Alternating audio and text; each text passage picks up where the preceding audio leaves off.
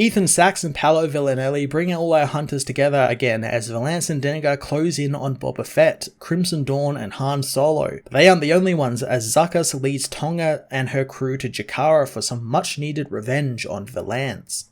Ethan Sachs continues tying us into the War of the Bounty Hunters as Valance and Dengar get hot on the trail of Fett and track him to the Crimson Dawn meet on Jekara. The book is split evenly across all our characters from Valance and his team, and Tonga and her team, and Boba Fett and Bossk, and I like that despite all of these people having different stories and where they are in their character development, it never feels like it's too much or confusing, and Ethan does a really great job keeping it all sort of stable and fleshed out, and then merging the groups together near the end at Crimson Dawn's party. Again, we get hints that Valance might not be making it out of this event alive, as he tries to give one final goodbye to his former love and to Cadlia. It was a very sad yet on-brand moment that he never actually did get to make that conversation happen, but I have a feeling that if he does indeed die by the end of this, and I fully believe he will, I really hope he does get that moment where he gets to talk with Cadlia and the others and have a really great moment, since he really deserves that. Like much of the War of the Bounty Hunters, this issue expanded on things seen in the book's main event issues and continues plots like Bossk being left to die or Dengar's betrayal of Valance, which was a fantastic cliffhanger to end the issue on, and I'm looking forward to picking that up in the final issue of the War of the Bounty Hunters next week. Paolo Villanelli continues his action-packed series artwork, and thanks to the big selection of characters, we get a lot of different action, like hunters fighting each other, and hunters battling giant gross monsters like Dengar did near the end of the issue. Being the book is set on an ice planet as well, I like the cold blue tint it has on everything, and I like that that's contrasted by the warm interiors of the spaceships and the Crimson Dawn party with their warm oranges and reds, and it made for a very visually pleasing book. Bounty Hunters issue 16 was another action-packed tie-in to the War of the Bounty Hunters, balancing out a rather large cast of characters really well while forwarding Valance's all-or-nothing suicide mission to help Han Solo one last time. I'm going to give this issue an 8.5 out of 10.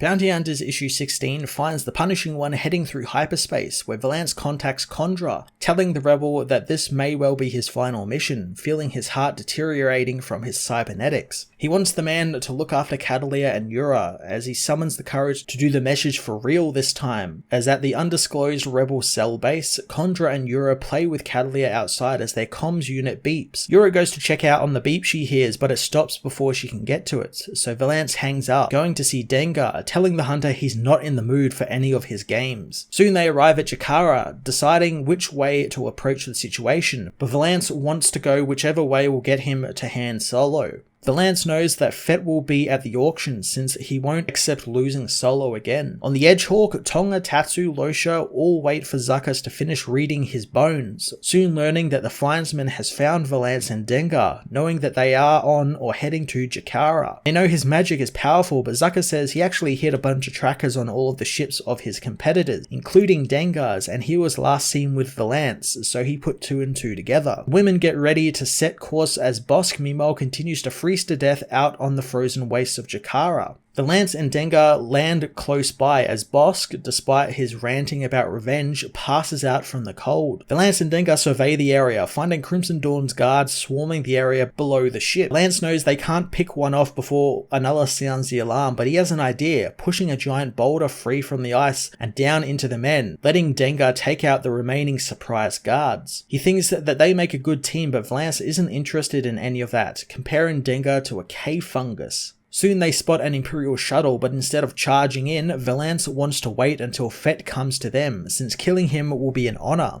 Dengar hopes that he isn't planning on doing the same to him, but Valance knows there's no honor in killing Dengar. Pretty soon, Fett shows himself along with the Empire moving some cargo. Dengar is sent after Fett as aboard the Vermilion, Margot meets with Vakura, sharing some spice wine with the General. Surprised to find the General is still there after all of the action has died down. Margot tells, however, that she's welcome to stick around, since there may be some more action ahead. Outside, Valance and Dengar battle Boba Fett, but Dengar is pushed out onto an ice float. Valance catches Fett off guard, but Fett laughs, telling him the Empire have taken Solo and are leaving the planet. Dengar meanwhile watches Valance and Fett, coming to the conclusion that Valance has betrayed him to Fett as Zuckuss and the other hunters find Bossk. The Findsman knows he could be of some help, but finds the Trandoshan is dying. As the team plan their next move, Tatsu wants to kill Bossk and be done with him, but the Trandoshan attacks, taking the man hostage with a knife, knowing that he will flay Tatsu and then kill Fett and Valance. Fett and Valance meanwhile leave in Slave 1, with Fett telling the hunter that he made the right call betraying Dengar. Dengar meanwhile however readies himself to battle a sea monster that is coming for him on his ice float, finding it a lot bigger than he thought, knowing his vibro knife isn't going to cut it. Luckily the arriving Deathstick blows the monster up with her turrets, wanting what Dengar promised he would give her on Canto Bight, since that's the only reason she spared him from the monster's wrath. Dengar understands, knowing that her credits are as good as anyone's, as he hands over a data stick containing records of Valance's transmissions from the Punishing One, which he knows Crimson Dawn can use to trace the rebel base where Cadlia is being kept, and they can finally wipe out the old clans for good.